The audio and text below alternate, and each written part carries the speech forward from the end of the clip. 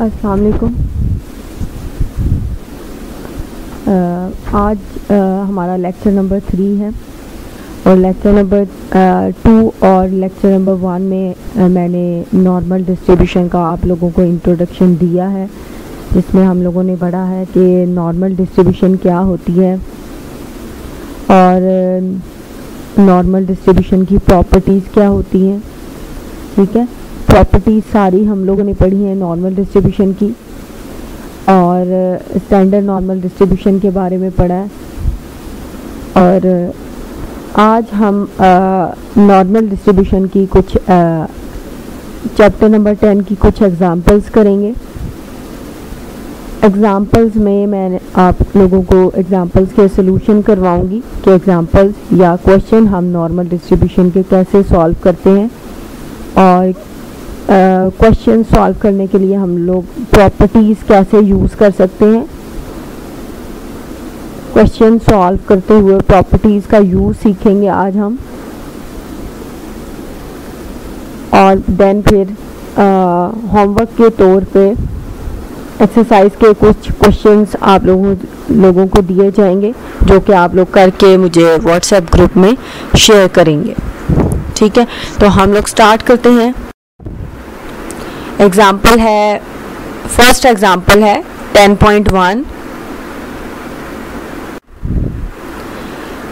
Example 10.1, in a normal distribution the mean and standard deviation are 20 and 5. Find the mean deviation, quartile deviation and mode।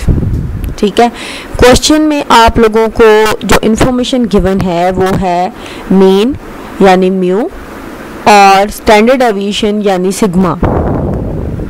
ठीक है, mu is equals to 20 and standard deviation यानी sigma is equals to 5। ये दोनों जो values हैं ये आपको question की स्टेटमेंट में गिवन है, और क्वेश्चन में ये कहा जा रहा है कि आप लोग मीन डेविएशन फाइंड आउट करो और क्वार्टाइल डेविएशन फाइंड आउट करो और मॉड। ठीक है, अब इसके सोल्यूशन की तरफ हम लोग आते हैं। As we have mu is equals to 20 and sigma is equals to 5, so first जो पार्ट है उसमें उसने हमें कहा है कि मीन डेविएशन कैलकुलेट करें। तो by using properties mean deviation is equals to 0.7979 sigma। ठीक है, it is the property of normal distribution के नॉर्मल डिस्ट्रीब्यूशन के लिए mean deviation is equals to होता है 0.7979 सिग्मा। अब we already have sigma is equal to 5, so substitute 5 here. Sigma की जगह आप लोग 5 प्लेस कर देंगे। ठीक है, सिग्मा की जगह आप लोग 5 प्लेस कर देंगे और इसे मल्टीप्लाई कर देंगे 0.7979 से, तो आपका आंसर आ रहा है 3.99, that is approximately equals to 4। इसी तरह से क्वार्टाइल डेविएशन सेकंड पार्ट जो है उसमें हमने क्वार्टाइल डेविएशन फाइंड आउट करना है, और quartile deviation by using property is equals to 0.6745 sigma. ये प्रॉपर्टी है नॉर्मल डिस्ट्रीब्यूशन की कि quartile deviation is equals to होता है 0.6745 sigma. Now here again substitute sigma's values, that is 5, and multiply 5 by say 0.6745, and your answer will be 3.3725, and that is approximately equals to 3.4. Third part is about mod. Again here we use properties, and it is the property of normal distribution, the mean median mods are equal। ठीक है, ये property है normal distribution की कि normal distribution में mean median mode जो होते हैं तीनों इक्वल होते हैं। और एक और प्रॉपर्टी है, क्योंकि normal distribution is a symmetrical distribution, और सिमेट्रिकल डिस्ट्रीब्यूशन में मीन मीडियन मॉड सारे सेम होते हैं। So for normal distribution mean is equals to mod and the value of mean is equals to 20, so the value of mod is also equals to 20। ये तीनों parts हम लोगों ने solve कर दिए हैं, और तीनों पार्ट्स अगर आप लोग देखें तो बाय यूजिंग प्रॉपर्टीज़ हम लोगों ने सॉल्व किए हैं। ठीक है, उसके बाद हम लोग मूव करते हैं नेक्स्ट एग्जांपल की तरफ। नेक्स्ट एग्जांपल है 10.2, the standard deviation of a normal distribution is 4, find its first 4 moment about mean. Question की स्टेटमेंट में आप लोगों को बताया गया है कि standard deviation of a normal distribution is 4, यानी सिग्मा इज इक्वल टू 4 आपको क्वेश्चन में बता दिया गया है। फाइंड आउट आपने क्या करना है, first 4 moment about mean find out करने हैं, यानी कि आपने पहले 4 मोमेंट अबाउट मीन जो है वो फाइंड आउट करने हैं। अब इसके सोल्यूशन की तरफ आते हैं।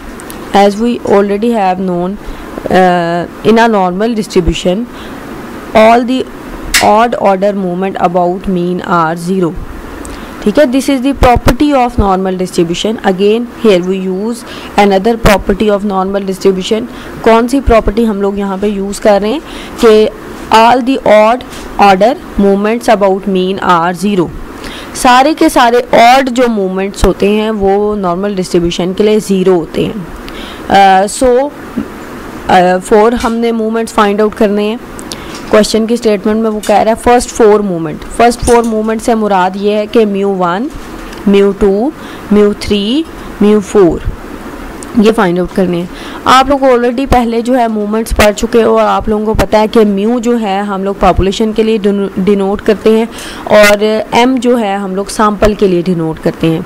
प्रीवियस जो लास्ट फर्स्ट ईयर की बुक में जितने भी आप लोगों ने मूवमेंट्स कैलकुलेशन पढ़ी हैं वो एम से पढ़ी हैं। एम से इसलिए पढ़ी हैं क्योंकि वहाँ पर डाटा आप लोगों का सैंपल डाटा होता है। ठीक है, अब यहाँ पर हम नॉर्मल डिस्ट्रीब्यूशन की बात कर रहे हैं और नॉर्मल डिस्ट्रीब्यूशन के स्टैंडर्ड डेविएशन की यानी सिग्मा की बात कर रहे हैं, तो means we are talking about population. तो हम लोग यहाँ पे म्यू में हम लोग मूवमेंट्स कैलकुलेट करेंगे और अगेन हम लोग यहाँ पे प्रॉपर्टी को भी यूज़ करेंगे जो कि वो हमें बता रही है कि सारे के सारे ऑड जो मूवमेंट होते हैं वो 0 के इक्वल होते हैं। इसका मतलब ये है कि उन 4 मूवमेंट्स में से जो μ1 और μ3 जो होगा वो 0 होगा बाय यूजिंग दिस प्रॉपर्टी। ठीक है, इस प्रॉपर्टी को यूज़ करते हुए और जो मूवमेंट्स होंगे वो 0 होंगे।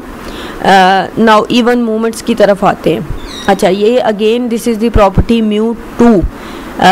ये मूवमेंट्स की प्रॉपर्टी है। अगर आप लोगों को याद हो कि लास्ट टाइम यानी हम फर्स्ट बुक में जब मैंने आप लोगों को मूवमेंट्स पढ़ाए थे तो उसमें मैंने आप लोगों को बताया था कि फर्स्ट मूवमेंट अबाउट मीन जो होता है वो हमेशा 0 के इक्वल होता है। ये तो कंफर्म बात है। ठीक है, तो और थर्ड मूवमेंट जो है वो नॉर्मल डिस्ट्रीब्यूशन के लिए 0 होगा क्योंकि ऑड जो मूवमेंट होते हैं वो 0 होते हैं। और सेकंड मूवमेंट जो होता है वो वेरिएंस के इक्वल होता है। So μ2 is equals to sigma square और स्टैंडर्ड डेविएशन की आपको वैल्यू दी हुई है यानी सिग्मा की वैल्यू 4 दी हुई है, तो आप 4 का स्क्वायर कर लेंगे तो आपका μ2 का आंसर आ जाएगा, दैट इज़ 16। अब μ4 कैसे फाइंड आउट करेंगे, ये भी प्रॉपर्टी है, ये आप लोगों ने यूज़ करनी है और याद रखनी है। अक्सर इस चैप्टर में हम लोग डिफरेंट जगह पे ये यूज़ करेंगे। μ4 इज़ इक्वल्स टू 3μ2 का स्क्वायर। अच्छा, μ2 जो होगा उसका स्क्वायर कर लेना है। अच्छा, μ2 किसके बराबर है, सिग्मा स्क्वायर के। सिग्मा स्क्वायर का अगेन स्क्वायर करेंगे तो सिग्मा 4 हो जाएगा। ठीक है, और सिग्मा की वैल्यू आपको गिवन है दैट इज़ 4। 4 की 4 टाइम पावर्स लेंगे और उसे 3 से मल्टीप्लाई करेंगे तो आपका आंसर आ जाएगा 768। This is your required answer. अच्छा, ये एग्जांपल भी हमने सॉल्व कर दिया। इसमें हमने प्रॉपर्टी अगेन हमने यहाँ पे प्रॉपर्टी यूज़ की है। ठीक है, आप लोगों को आइडिया हो गया होगा कि हम डिफरेंट प्रॉपर्टीज़ एग्जांपल को सॉल्व करने के लिए कैसे यूज़ करते हैं।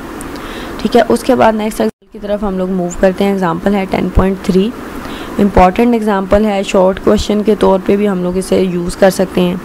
ये जितनी एग्जांपल हम लोग आज पढ़ रहे हैं ये एज अ शॉर्ट क्वेश्चन आप लोगों को पेपर में आ सकती हैं। ठीक है, if F of X, example है इफ़ एफ ऑफ एक्स, ठीक है, फंक्शन है K e raise to power minus X square minus 12x plus 36 bracket close और divided by 32 is the equation of a normal curve. अब वो आप लोगों को यह कह रहा है कि this is the equation of normal curve. उसने ये बता दिया कि ये नॉर्मल कर्व की इक्वेशन है। फाइंड आउट आपने क्या करना है कि अगर आप लोग एक क्वेश्चन में देखें तो के एज अ कांस्टेंट टर्म आप लोग को नज़र आ रहा होगा, वो कह रहा है फाइंड के mean and standard deviation of X, यानी म्यू और सिग्मा स्क्वायर आप फाइंड आउट करो इस इक्वेशन को यूज़ करते हुए।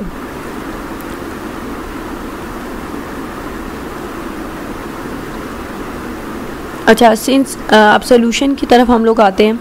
As we already know that the equation of the normal curve, जो फर्स्ट लेक्चर में मैंने आप लोगों को पढ़ाई थी कि व्हाट इज़ नॉर्मल डिस्ट्रीब्यूशन और उसकी एक्सप्रेशन क्या होती है, ये वही एक्सप्रेशन है। ठीक है, equation of the normal curve is this 1 sigma square root 2 pi e raise to power minus X minus mu का whole square divided by 2 sigma square. This is the equation of normal curve. ठीक है, and F of X यानी अच्छा, and F of X is equal to K e raise to power X square minus 12x plus 36 और divided by 32। ये expression जो आपको question में given है। ठीक है, अब हमने इसे कन्वर्ट करना है इस फॉर्म में। इस फॉर्म में कन्वर्ट करने का मतलब ये है, आपको पता है ई रेज टू पावर माइनस ये वाली जो वैल्यू है इसको स्क्वायर फॉर्म में कन्वर्ट करेंगे और नीचे 2 और सिग्मा स्क्वायर वाली फॉर्म में कन्वर्ट करेंगे। अच्छा जी, इसको कन्वर्ट करने का तरीका ये है, यहाँ पे देखिए, अगर आप लोगों को मैट्रिक में ये फार्मूलाज याद हों जिसमें हम लोग करते होते थे a प्लस बी का स्क्वायर a माइनस बी का square is equals to a square minus 2ab plus b का स्क्वायर। ठीक है, अगर वो एक्सप्रेशन वो फार्मूला आप लोगों को याद हो, फार्मूला था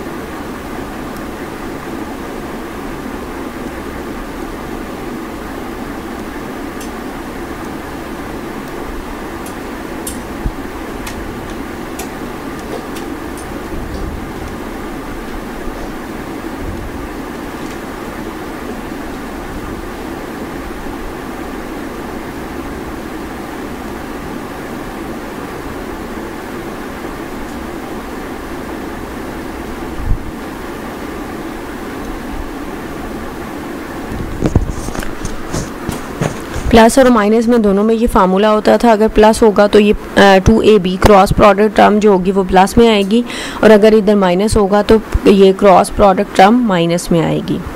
ठीक है, अब हमने ये फार्मूला इस इक्वेशन पे अप्लाई करना है, इस इक्वेशन पे इसको कन्वर्ट करना है बाय यूजिंग दिस फार्मूला। ठीक है, आप लोगों को पता है फर्स्ट टर्म का स्क्वायर है। ठीक है, लास्ट टर्म जो है 36 उसका भी स्क्वायर है।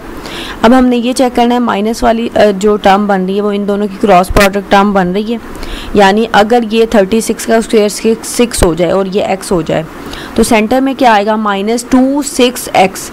ठीक है, और 2 और 6 को मल्टीप्लाई करें तो 12 बन रहा है, तो मीन्स के this statement is a complete square.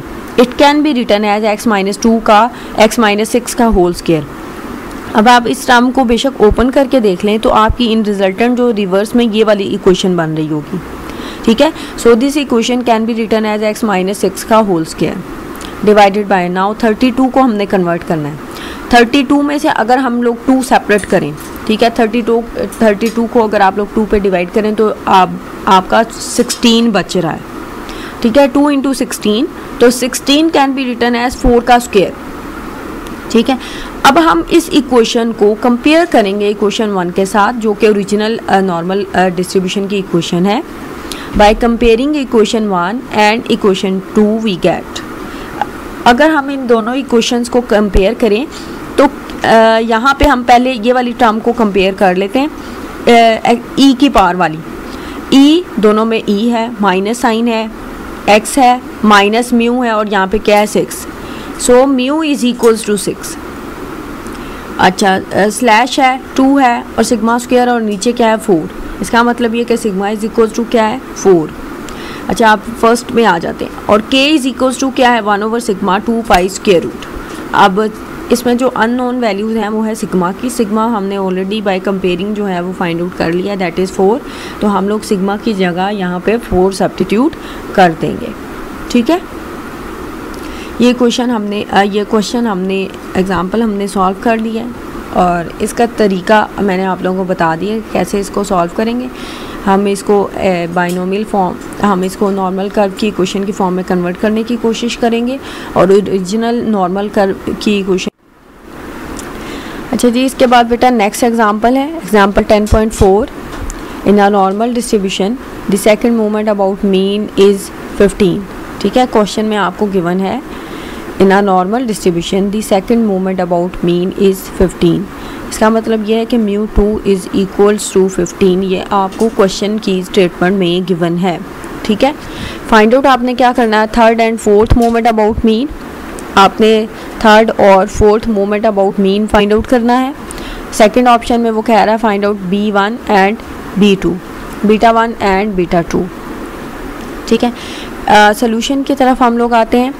Again we are using here property since the odd order movement about mean are 0 in a normal distribution, so μ3 is equals to 0 and μ4 जो हमने property में मैंने आप लोगों को बताया था कि μ4 is equals to 3 μ2 का square is equals to 3 into 15 का स्क्वायर। ठीक है, 15 जो है सेकंड मूवमेंट अबाउट मीन है जो कि क्वेश्चन में ऑलरेडी आप लोगों को गिवन है, वो हम लोग यहाँ पे सब्स्टिट्यूट कर देंगे, उसका स्क्वायर ले लेंगे और उसे फिर 3 से मल्टीप्लाई कर देंगे तो आपका आंसर आ रहा है 675। इसके बाद सेकंड ऑप्शन है बीटा 1 और beta 2। Again we are using here property और प्रॉपर्टी बीटा 1 जो होता है वो हम लोग as a coefficient of skewness के तौर पे भी यूज़ करते हैं। इसका स्क्वायर रूट ले लें तो हम इसे कोफिशिएंट ऑफ स्क्यूनेस कहते हैं। बीटा 2 को हम लोग कोफिशिएंट ऑफ कर्टोसिस कहते हैं। ठीक है, अच्छा वैसे अगर आप लोग देखें फर्स्ट प्रॉपर्टी आप लोगों को नॉर्मल डिस्ट्रीब्यूशन की ये स्टेट करती है, normal distribution is a bell shape symmetrical curve. अगर सिमेट्रिकल कर्व है तो इसका मतलब ये कि वो स्क्यूड तो नहीं है नॉर्मल डिस्ट्रीब्यूशन की, तो बीटा 1 का आंसर जो होगा वो 0 होगा। ठीक है, अगर हम इसको वैसे भी ऑब्जर्व करें इसका फार्मूला μ3 का स्क्वायर डिवाइडेड बाय μ2 का क्यूब। अब μ3 जो है वो ऑड है, odd order movement about mean हमेशा नॉर्मल डिस्ट्रीब्यूशन के लिए 0 होते हैं, तो 0 का स्क्वायर भी लें तो वो 0 ही होगा। अगर डिवीजन में कोई आपकी एक्सप्रेशन अवेलेबल हो और न्यूमरेटर टर्म आपकी 0 हो, लाइक ये वाली μ3 यहाँ पे 0 है तो उसका आंसर 0 होगा। So beta 1 is equals to 0 and beta 2 is equals to इसका फार्मूला है μ4 डिवाइडेड बाय μ2 का स्क्वायर। अच्छा, we know that μ4 is equals to 3 μ2 का स्क्वायर और अगेन ये डिवाइड हो जाएगा और इसका आंसर 3 रह जाएगा। Beta 2 is for coefficient of kurtosis. जैसे कि आप लोगों को पता है कर्टोसिस में हम लोग कौन सी 3 डिस्ट्रीब्यूशन को डिस्क्राइब करते हैं, लेप्टोकॉर्टिक, मेसोकॉर्टिक और प्लेटोकॉर्टिक। ठीक है, उसे हम 3 वैल्यू से करेक्टराइज करते हैं। अगर आपके बीटा 2 का आंसर 3 हो जाए तो हम कहते हैं मेसोकॉर्टिक, और अगर आंसर ग्रेटर देन 3 हो जाए तो हम लोग कहते हैं लेप्टोकॉर्टिक डिस्ट्रीब्यूशन, और अगर उसका आंसर लेस देन 3 हो जाए तो हम कहते हैं प्लेटोकॉर्टिक डिस्ट्रीब्यूशन। ठीक है, और यहाँ पे देखें आपका बीटा 2 का आंसर क्या आ रहा है 3। सो द डिस्ट्रीब्यूशन हम क्या कहेंगे इज़ मेसोकॉर्टिक। ठीक है, हमने ये क्वेश्चन सॉल्व किया है और यहाँ पर भी अगर आप लोग गौर करें तो हम लोगों ने प्रॉपर्टीज़ ही यूज़ की हैं इस एग्जाम्पल को सॉल्व करने के लिए। और नेक्स्ट अब हम लोग मूव करते हैं नेक्स्ट क्वेश्चन की तरफ। हाइट, ठीक है, मैक्सिमम हाइट आपकी कहाँ पे बनती है। यहाँ पे मैं नॉर्मल कर्व ड्रॉ करने लगी हूँ। इतनी एक्यूरेट तो नहीं ड्रॉ होगी लेकिन ट्राई कर रही हूँ कि सही सी ड्रॉ हो जाए। ठीक है, ये आपकी नॉर्मल कर्व है और मैक्सिमम ऑर्डिनेट का मतलब ये होता है मैक्सिमम हाइट। ठीक है, क्योंकि आपके मैक्सिमम हाइट जो है वो आपकी यहाँ पे बन रही है, और ये मैक्सिमम हाइट कहाँ पे बनती है, when x is equals to mu. ठीक है, और म्यू जो कि आपकी वैल्यू क्या गिवन है आपको क्वेश्चन की स्टेटमेंट में 0। ठीक है, 0 आपको गिवन है, और ये 0 की वैल्यू जो है आप इक्वेशन नंबर 2 में सब्स्टिट्यूट करोगे तो x इज़ इक्वल्स टू, जब आप 0 सब्स्टिट्यूट करोगे तो 0 का square is 0, 0 divided by any number, answer is 0।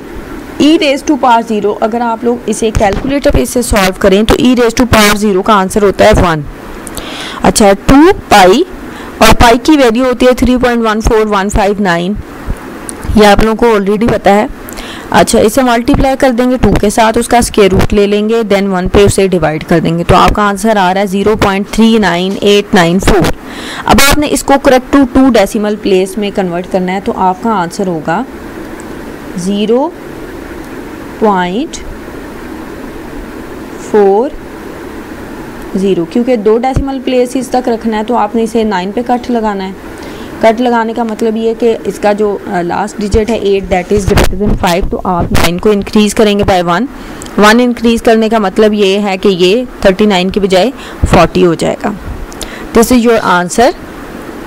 इसके बाद हम लोग नेक्स्ट स्लाइड की तरफ मूव करते हैं। आज के एग्जांपल्स मैंने आप लोगों को 5 एग्जांपल्स करवाई हैं, ठीक है। एज अ होमवर्क मैं आप लोगों को एक्सरसाइज के क्वेश्चन दे रही हूँ, वो आप लोगों ने ट्राई करने हैं और वो इसी से सिमिलर हैं, ठीक है।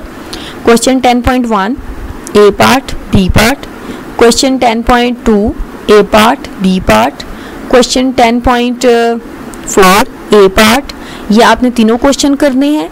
उसके अलावा आप लोगों ने ऑब्जेक्टिव एक्सरसाइज के क्वेश्चन नंबर 1, 2, 3, 4, 6 और 7 करने हैं।